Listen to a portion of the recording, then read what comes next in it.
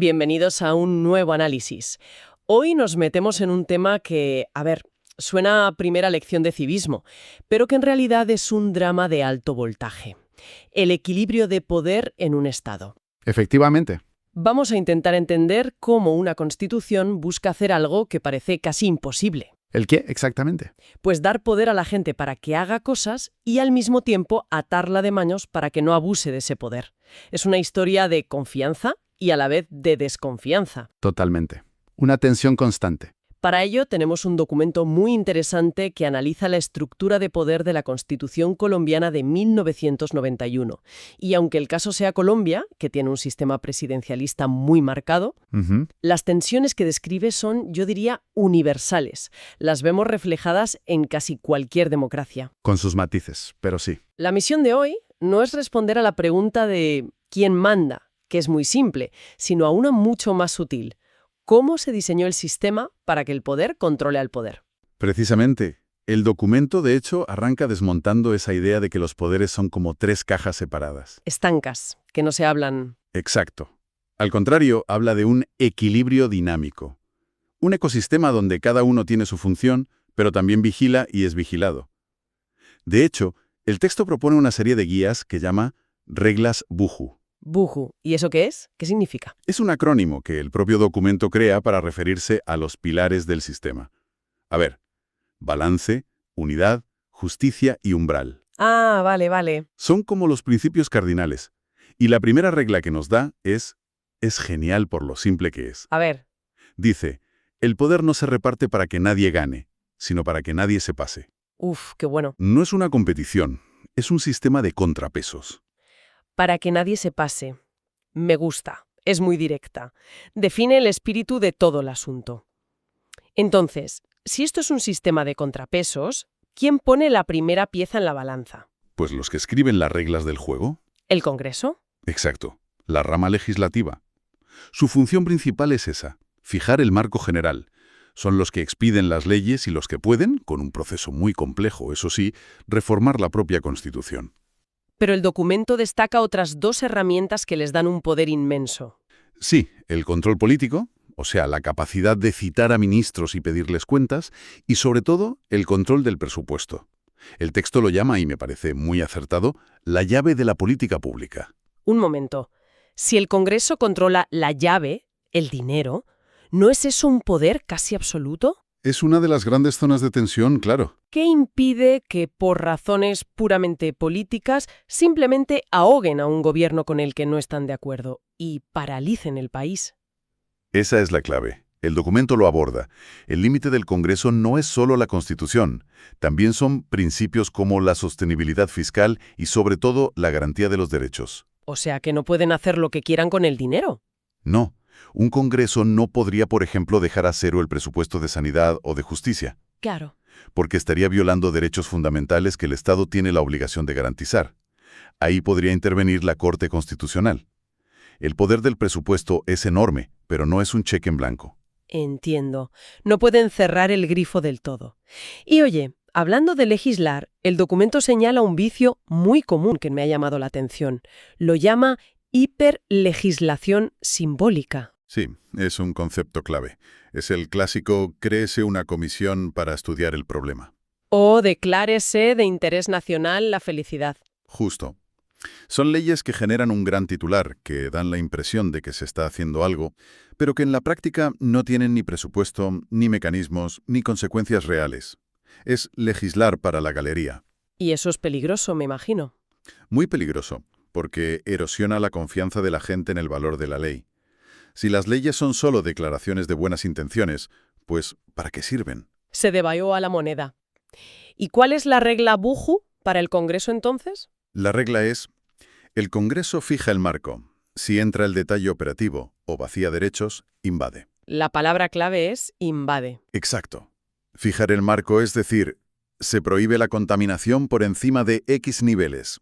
Invadir sería dictar una ley que dijera, y para medirlo, el inspector usará el medidor marca ACME los martes a las 10. Vale, ese detalle ya no les toca. Ese detalle operativo le corresponde al gobierno. Y vaciar derechos sería, por ejemplo, reconocer el derecho a la huelga, pero poner tantos requisitos que, en la práctica, sea imposible ejercerlo. De acuerdo. Entonces, el Congreso diseña el coche, establece sus límites de velocidad, pero no puede conducirlo. Esa labor, la del día a día, le corresponde al Gobierno. Al Ejecutivo. Y aquí es donde la velocidad y la tentación de tomar atajos se convierte en el principal problema, ¿no? Totalmente. El Gobierno es la acción. Su función es dirigir la política pública y, fundamentalmente, reglamentar las leyes para que pasen del papel a la realidad. Y su gran límite es el principio de legalidad. Eso es. Solo puede hacer aquello que la ley le permite. El documento es muy claro aquí.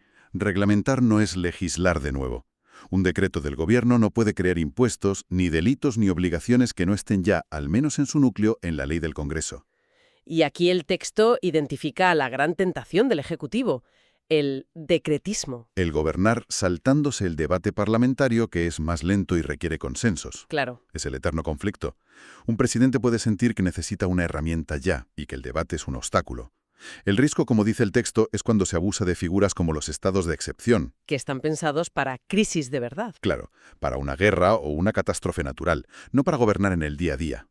Es legislar por la puerta de atrás. Pero, a ver, seamos realistas.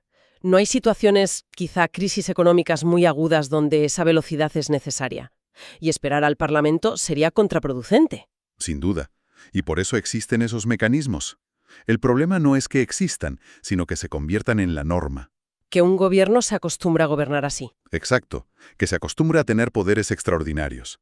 La democracia exige debate y control, y eso, por definición, lleva tiempo. Por eso la regla Bullo para el Ejecutivo es tan precisa. ¿Cuál es? El Ejecutivo implementa. Si redefine derechos o competencias, excede. De nuevo la idea de excederse. De cruzar una línea. Implementar es tomar la ley y darle vida. Redefinir es cambiar las reglas del juego a mitad de la partida. Y eso solo lo puede hacer el Congreso. Bien, tenemos a los que diseñan las reglas y a los que juegan la partida. Nos falta una figura crucial en cualquier juego. El árbitro. La rama judicial. Exacto. Los jueces. Según el documento, su función es triple. La primera, la clásica, resolver conflictos. La segunda es ser los guardianes de los derechos fundamentales. Y la tercera, que es la que nos interesa para este equilibrio, es controlar que los otros dos no se salgan del tablero. Son los que sacan la tarjeta roja. Justo. A una ley del Congreso por inconstitucional o a un decreto del Gobierno por ilegal. Y dentro de esta rama, el texto pone mucho énfasis en el papel de la Corte Constitucional. Dice que es la que cierra el sistema. Sí, porque su función es unificar la interpretación de la Constitución, que las reglas sean las mismas para todos. Pero, y esto es fundamental, los jueces no son reyes filósofos. También tienen límites. El documento habla de la deferencia institucional. Eso es, especialmente en políticas públicas complejas. Un juez no es un experto en macroeconomía o en ingeniería sanitaria. ¿Qué significa exactamente esa deferencia? Dame un ejemplo práctico. A ver, imagina que el gobierno, con sus técnicos, decide construir una autopista por la ruta A, basándose en estudios de impacto o costes. ¿Vale? Un grupo de ciudadanos se opone y prefiere la ruta B. Llevan el caso a un juez. La deferencia implica que el juez no debe decir «la ruta B es mejor, constrúyase por ahí». Porque eso sería sustituir al gobierno. Exacto. El papel del juez es verificar si la decisión de la ruta A vulneró algún derecho. Por ejemplo, si no se consultó a una comunidad o el impacto ambiental es catastrófico. Justo. Corrige el procedimiento y protege derechos, pero no elige la política pública. Entiendo la teoría, pero esto me lleva directamente a la tensión clave que identifica el documento para los jueces, el activismo judicial. Ajá. El Congreso y el Gobierno están paralizados o son cómplices en violar un derecho. ¿No es ahí donde esperamos que actúen? Has puesto el dedo en la llaga del debate más importante sobre el Poder Judicial en las últimas décadas. Es que es la gran duda. El documento reconoce esa tensión. Por un lado, está el riesgo de un gobierno de los jueces que no han sido elegidos. Por otro, el deber de garantizar la Constitución, incluso cuando las mayorías la ignoren. Es una cuerda floja muy delicada. Y supongo que hay una regla Bejunju para esto también. Por supuesto. Intenta marcar ese camino intermedio. ¿Y qué dice? Dice, el juez corrige, si sustituye sin base, desbalancea. ¿Corregir, no sustituir? Es decir, el juez está para reparar una vulneración, para corregir un abuso. Pero su intervención debe estar siempre anclada en la protección de un derecho.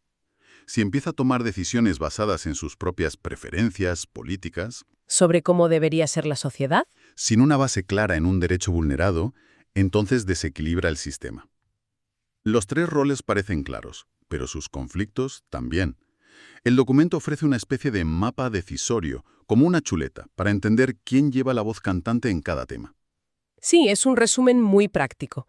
Dice básicamente, si hablamos de política pública, la decisión principal es del gobierno. Siempre dentro de la ley. Eso es.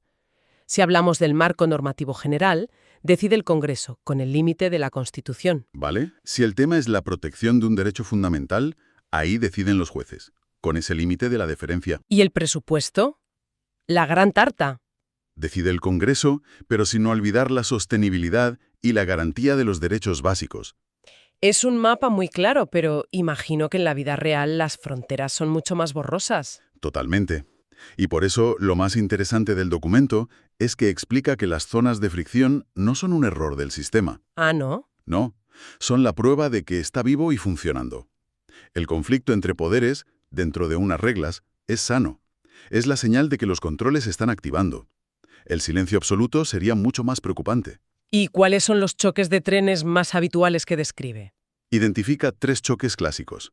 El primero, Congreso contra Gobierno, la pelea eterna por el presupuesto y la agenda legislativa. Pura tensión política. El segundo, Gobierno contra jueces. Aquí el conflicto estalla con las órdenes estructurales. Órdenes estructurales. Suena contundente. Y lo son. Es cuando un juez, ante un problema masivo, como la falta de sanidad en una región, no solo protege a una persona, sino que le ordena al gobierno que rediseñe toda una política pública. Uf, me imagino la reacción del gobierno. Desde el gobierno se ve como una intromisión intolerable.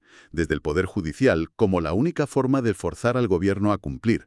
Es una fuente de choques brutal. ¿Y la tercera fricción? Entre el legislador y el juez, Congreso contra jueces.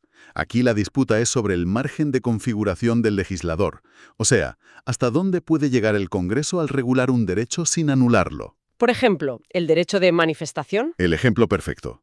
El Congreso puede regularlo para garantizar el orden público, pero si impone requisitos tan absurdos que nadie puede manifestarse, la Corte Constitucional dirá: Un momento, ¿usted no ha regulado el derecho? Lo ha eliminado. exacto. Trazar esa línea es un campo de batalla constante. O sea que la conclusión que saco de todo esto es que el sistema no está diseñado para la paz, sino para la gestión civilizada del conflicto. Es una gran metáfora. La tensión entre los cables que sostienen un puente no es un defecto, es lo que mantiene el puente en pie. Es la metáfora perfecta. El problema no es que los cables estén tensos, sino que uno se rompa. Para evitar eso, el documento termina con una lista de errores frecuentes, una especie de líneas rojas. Me interesa. ¿Cuáles son esas señales de alarma? Menciona varias. Una es confundir control con gobierno. El que controla, sea un juez o el Congreso, no puede empezar a tomar las decisiones del controlado. Entiendo. Otra muy potente. Usar la voluntad popular como excusa para vaciar derechos. Este argumento es peligrosísimo, porque suena muy democrático. El pueblo votó por esto. Pero olvida que la democracia es el gobierno de la mayoría con respeto a los derechos de todos, incluidas las minorías. ¿Alguna más técnica? Sí, dos que ya hemos tocado. Reglamentar creando obligaciones que no están en la ley. El pecado del Ejecutivo. Y la otra es una autocrítica al Poder Judicial. Dar órdenes judiciales sin un plan claro de seguimiento. La orden grandilocuente que luego no se puede cumplir. Exacto. Y que al final solo genera frustración. Es una lista muy reveladora.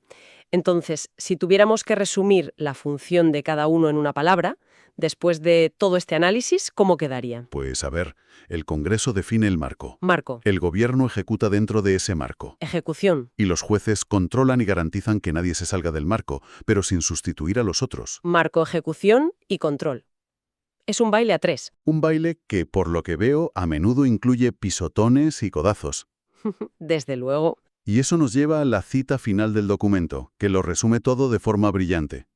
El equilibrio no elimina el conflicto, lo vuelve constitucional. Qué buena frase. Transforma lo que podría ser una lucha de poder salvaje en un debate institucionalizado, con reglas. No busca el consenso forzado, sino una tensión productiva. La verdad es que el análisis del documento ha sido increíblemente esclarecedor.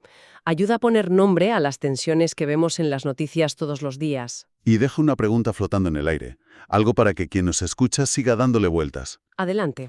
El documento describe magníficamente cómo estas tensiones se administran cuando todos los jugadores, a pesar de sus diferencias, aceptan las reglas del juego, aceptan la legitimidad de los demás. La pregunta que queda abierta es, ¿qué ocurre cuando el debate público deja de centrarse en las políticas y pasa a cuestionar las propias reglas del juego y la legitimidad de los otros poderes para ejercer su función de control? Ahí es cuando la tensión... Ahí es cuando la tensión constitucional corre el riesgo de convertirse en una crisis institucional.